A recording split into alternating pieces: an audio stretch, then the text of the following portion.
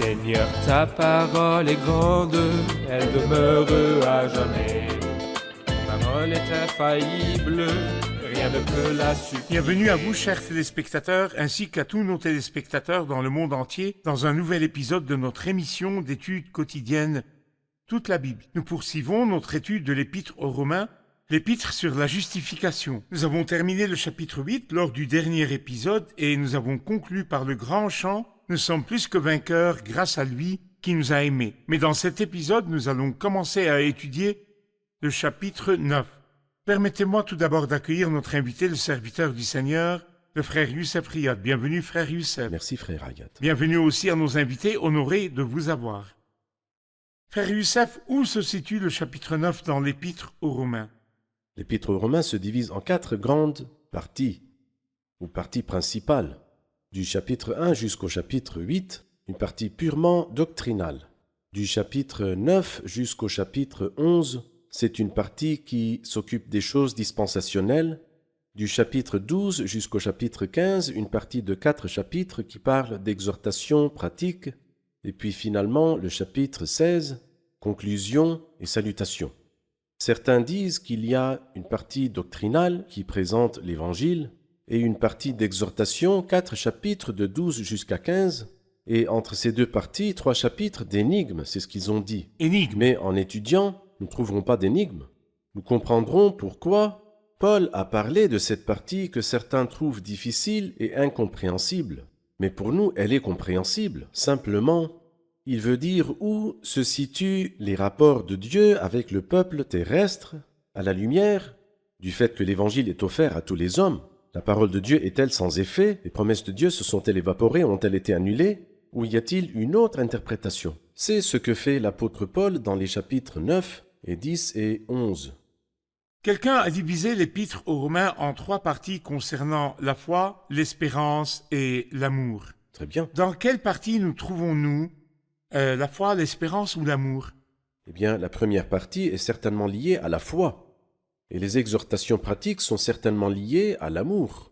Alors donc, cette partie intermédiaire est liée à l'espérance.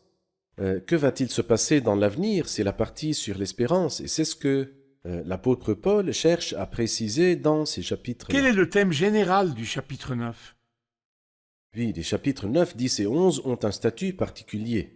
Nous pouvons dire que les rapports de Dieu avec le peuple d'Israël, qui était justement le peuple élu dans l'Ancien Testament, qui avait un statut privilégié dans l'Ancien Testament, qu'en est-il du passé d'Israël? Qu'en est-il du présent d'Israël? Qu'en est-il de l'avenir d'Israël? Eh bien, la Bible sainte, ce grand livre, la Bible sainte nous parle du passé, du présent et de l'avenir. Elle nous parle de l'harmonie des pensées de Dieu. Il n'y a pas de conflit. Il n'y a pas une chose qui annule une autre, mais toute chose est à sa place, toute chose est à sa bonne place dans la parole de Dieu. Nous pouvons donc dire que les chapitres 9, 10 et 11 parlent du passé de la nation et du présent de la nation et de l'avenir de la nation. Le passé du peuple d'Israël anciennement et son présent maintenant, où il en est des interventions de Dieu et ce qu'il adviendra de lui dans l'avenir. Exactement. Je vais lire les 5 premiers versets. Je dis la vérité en Christ, je ne mens pas. Ma conscience m'en rend témoignage par le Saint-Esprit. J'éprouve une grande tristesse et j'ai dans le cœur un chagrin continuel. Oui, je voudrais être moi-même maudit et séparé de Christ pour mes frères, mes propres compatriotes. Les Israélites, c'est à eux qu'appartiennent l'adoption, la gloire, les alliances, la loi, le culte, les promesses et les patriarches. C'est d'eux que le Christ est issu dans son humanité, lui qui est au-dessus de tout, Dieu béni éternellement. Amen. Après le cri de victoire du chapitre 8, nous avons une atmosphère de deuil et de chagrin dans le cœur au chapitre 9. Je dis la vérité en Christ, je ne mens pas. Ma conscience m'en rend témoignage par le Saint-Esprit. J'éprouve une grande tristesse et j'ai dans le cœur un chagrin continuel. Pourquoi cette grande tristesse?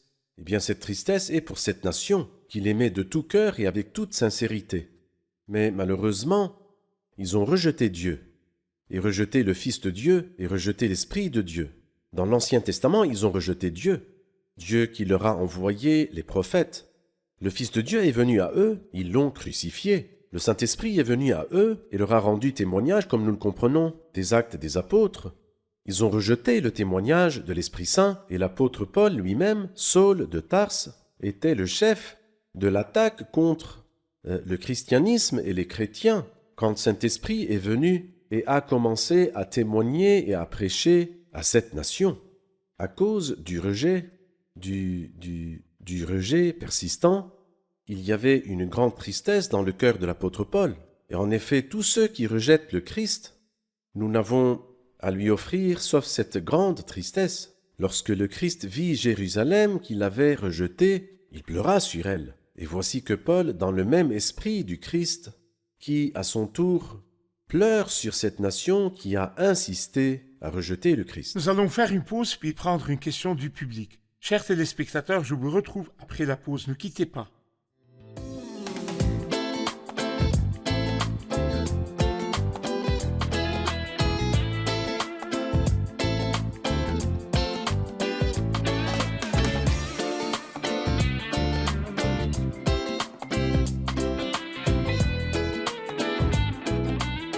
Nous revoici, chers téléspectateurs, pour prendre une question du public.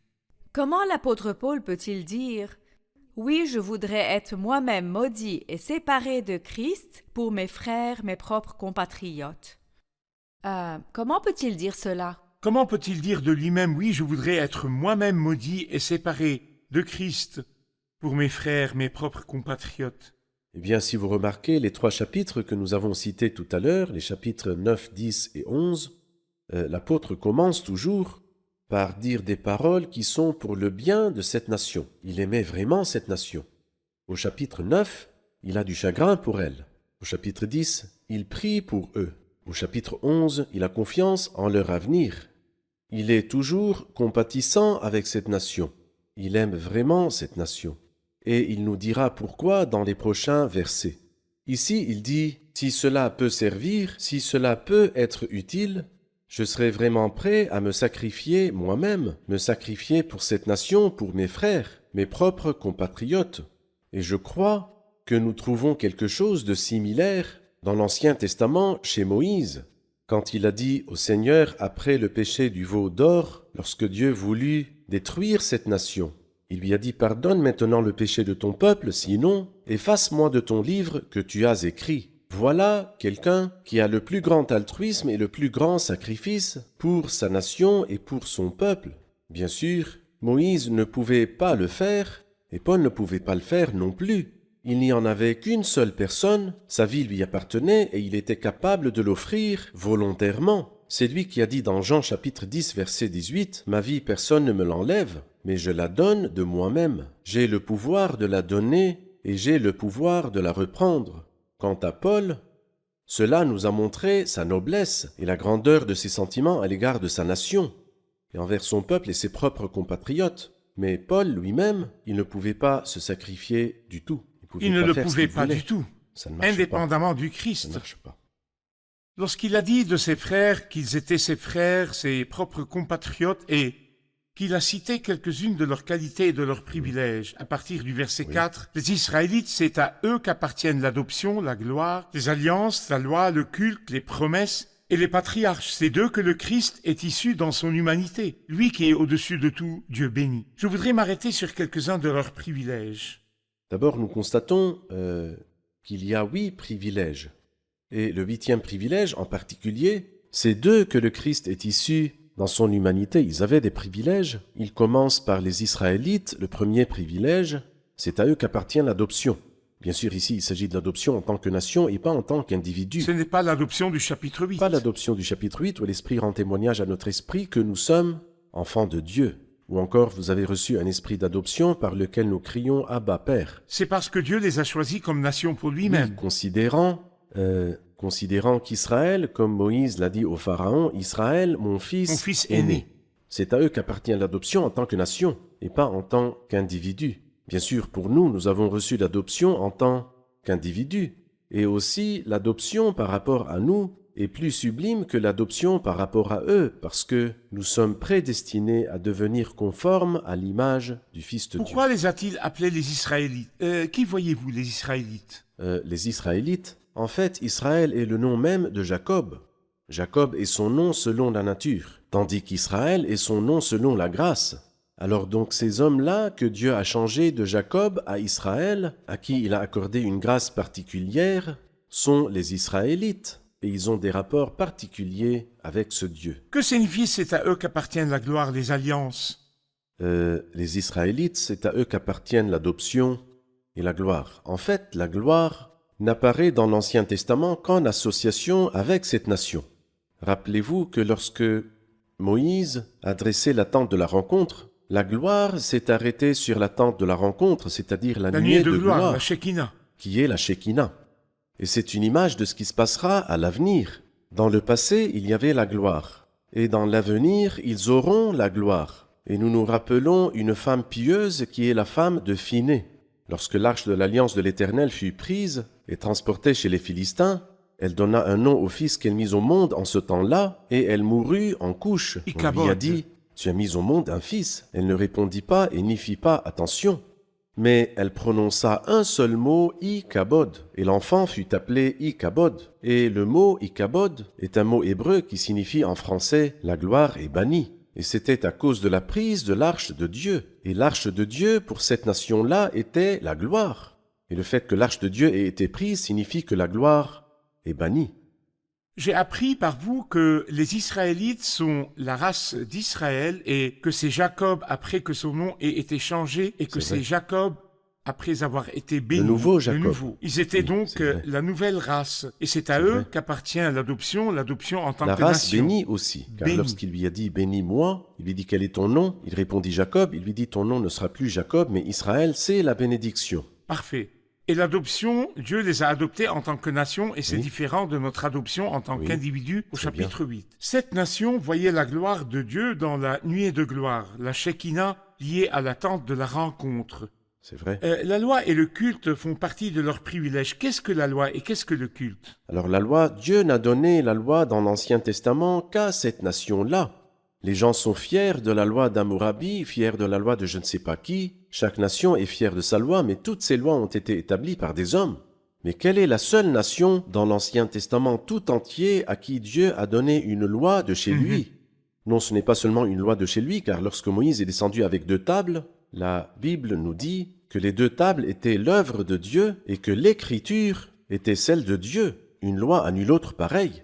Une loi, lorsque nous lisons dans Deutéronome 33, le beau cantique prononcé par Moïse, l'homme de Dieu, qui dit que Dieu a aimé le peuple et il leur a envoyé la loi. Et cela veut dire que Dieu a distingué cette nation de tous les autres peuples en leur donnant une loi de la plus grande sophistication et de la plus grande sublimité. La loi qui a été donnée à cette nation et qu'il appelle ici la loi. Et la loi est liée au culte. Qu'est-ce que La le loi culte? est liée au culte. N'y a-t-il pas eu d'autres cultes pour d'autres nations sous le soleil, seulement au sein du peuple d'Israël? Oui, exactement. Il y a eu des cultes individuels, mais une nation qui adore Dieu, la première nation à adorer Dieu, était la nation d'Israël. Israël est mon fils aîné, laisse partir mon fils pour qu'il me serve, mon peuple, dans le désert. Et bien sûr, il y avait la connaissance de Dieu. Dieu n'a jamais cessé de rendre témoignage à ce qu'il est en tout temps, mais qu'il favorise une nation et qu'il lui donne une loi et leur demande de l'adorer en tant que nation, et cela est clair dans les 5 livres de Moïse, le livre du Lévitique en particulier, dans lequel il nous parle du fonctionnement du culte, des saisons, des fêtes, des prêtres et des lévites, un système qui, bien sûr, n'est pas facile à abandonner, et comment les Juifs ont trouvé de grandes difficultés au début du christianisme à abandonner tout cela, à tel point que l'Esprit de Dieu a vu la nécessité d'écrire l'épître aux Hébreux, toute une épître, afin de montrer aux chrétiens qu'ils n'ont pas perdu, mais au contraire, gagné, qu'ils ont abandonné le symbole et l'ombre pour saisir la vérité. Cependant, parce que le symbole et l'ombre étaient donnés par Dieu, ils avaient une valeur très grande chez cette nation, dont il dit que c'est à eux qu'appartiennent la loi et le culte. Nous allons faire une pause puis prendre une question du public. Chers téléspectateurs, je vous retrouve après la pause. Ne quittez pas.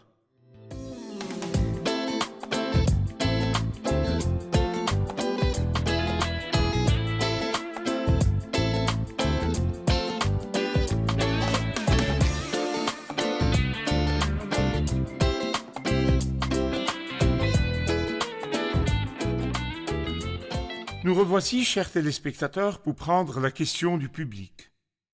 Au verset 4, il dit « Les Israélites, c'est à eux qu'appartiennent l'adoption, la gloire, les alliances, la loi, le culte et les promesses. » Quelles sont les alliances que Dieu a conclues avec son peuple?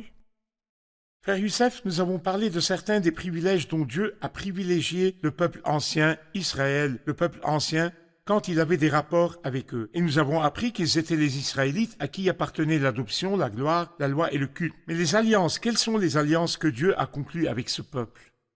En fait, l'Ancien Testament nous parle de 7 alliances. Et en plus de ces 7 alliances, l'alliance qui sera conclue avec ce peuple dans l'avenir. Je vais passer brièvement en revue les 7 alliances. Toutes n'étaient pas avec ce peuple. La première alliance était avec Adam. Nous lisons dans Osée 6, comme Adam, ils ont violé l'alliance. Donc le peuple d'Israël avait des privilèges exactement comme Dieu a donné des privilèges à Adam. Mais Adam a rapidement chuté. Et malheureusement, le peuple d'Israël dans l'Ancien Testament a chuté rapidement lui aussi. C'est la première alliance avec Adam. L'alliance d'Adam. Et l'alliance noachique. Dieu a conclu une alliance avec Noé. C'est ce que nous lisons dans le livre de la Genèse, chapitre 9. Il y a donc une alliance avec Adam et une avec Noé. Ces 2 alliances en particulier ne concernent pas cette nation. Mais après cela, Dieu a conclu une alliance avec Abraham dans Genèse 15. L'alliance abrahamique. C'est le point de départ. Cette nation a profité de l'alliance abrahamique, de l'héritage du pays. Et puis ensuite, il y a l'alliance d'Horeb, et qui est la loi. Dieu a conclu une alliance avec eux à Horeb. Mais malheureusement, tout comme Adam, ils ont rapidement chuté. Cette alliance a aussi rapidement échoué, parce qu'avant de recevoir les tables de la loi, ils avaient violé 3 commandements de la loi, et c'est pourquoi Moïse a brisé les tables au pied de la montagne. Il y a ensuite une 5e alliance, que nous lisons dans Deutéronome 29, une alliance à Moab que Dieu a conclue avec cette nation, en plus de l'alliance qu'il avait conclue avec eux à Horeb. Et cela indique qu'ils avaient de nombreuses alliances. Ensuite, il y a eu une alliance avec Phiné, une alliance avec David, l'alliance davidique de la royauté. Et bien sûr, après cela, nous lisons dans le livre de Jérémie, chapitre 31, que Dieu conclura avec cette nation, dans l'avenir, une alliance nouvelle. Elle ne sera pas comme l'alliance que j'ai conclue avec leurs ancêtres le jour où je les ai fait sortir d'Égypte. Ils ont violé mon alliance, moi non plus je ne me suis pas soucié d'eux. Mais voici l'alliance nouvelle, je mettrai mes lois dans leur esprit et dans leur cœur. Je pardonnerai leurs injustices et je ne me souviendrai plus de leurs péchés ni de leurs fautes. C'est pourquoi j'ai une question, frère Youssef, concernant les alliances. Vous avez dit qu'il y avait des alliances qui ont été brisées parce que la deuxième partie, qui est le peuple, n'a pas été fidèle. Oui. Comme l'alliance d'Horeb. Mais que pensez-vous de l'alliance de Genèse 15 avec Abraham, la promesse de l'héritage du pays? Que pensez-vous de l'alliance davidique quand Dieu a dit à David « Tu ne manqueras jamais d'un successeur pour siéger sur ton trône, et même s'il est faux et s'il commet un péché, je le corrigerai, mais tu ne manqueras jamais d'un successeur sur ce trône. » Je sens que c'est une alliance éternelle. Je sens que c'est une alliance qui n'est pas liée à l'échec de l'homme. Mais nous voyons que tout n'est pas en faveur de ces alliances aujourd'hui. Le peuple est maintenant rejeté.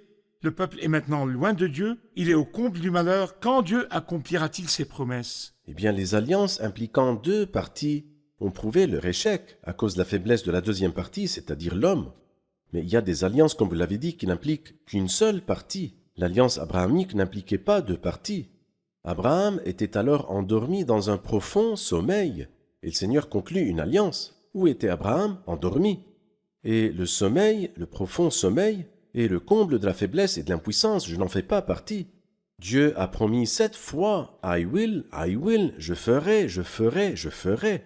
Lorsque Dieu dit une parole, lorsqu'il conclut une alliance, dans le langage d'Hébreu, comme Dieu ne pouvait pas prêter serment par plus grand que lui, il a juré par lui-même.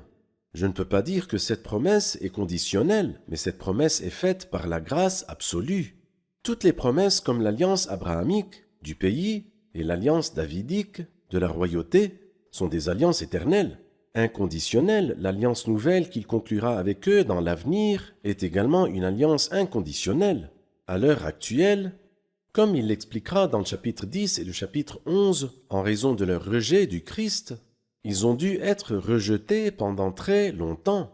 Mais à la fin des jours, ils traverseront la grande tribulation, et c'est de la grande tribulation que viendra la repentance. Et lorsqu'ils se repentiront, Dieu alors déversera sur eux un esprit de grâce et de supplication, et les bénira par les bénédictions qu'ils auront après leur repentance et jamais avant leur repentance. Nous connaîtrons dans les prochains chapitres et épisodes le calendrier du rétablissement Oui. de cette nation après son entrée dans la grande C'est vrai. tribulation. Et le Seigneur les fera entrer dans le jour des expiations, et après cela, ils reviendront à nouveau sous le règne du C'est le Seigneur summum Jésus-Christ, de la le sagesse règne et de la millénaire. grâce.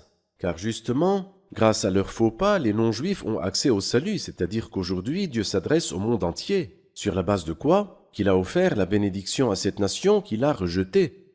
Et qu'il a ouvert grand la porte à tous les peuples. Et aujourd'hui, toute personne qui fera appel au nom du Seigneur sera Mais sauvée. j'entends quelqu'un qui objecte et dit que toutes les bénédictions promises à ce peuple ont été accomplies dans l'Église, que l'Église a supplanté Israël. Dieu a rejeté le peuple à cause de son rejet, et l'Église est apparue, et tout ce qui appartenait à ce peuple dans l'Ancien Testament appartient maintenant à l'Église, et que Dieu s'est lavé les mains de ce peuple pour toujours, et qu'il a commencé à s'occuper uniquement de l'Église. Qu'en C'est pensez-vous? au plaignant de fournir la preuve.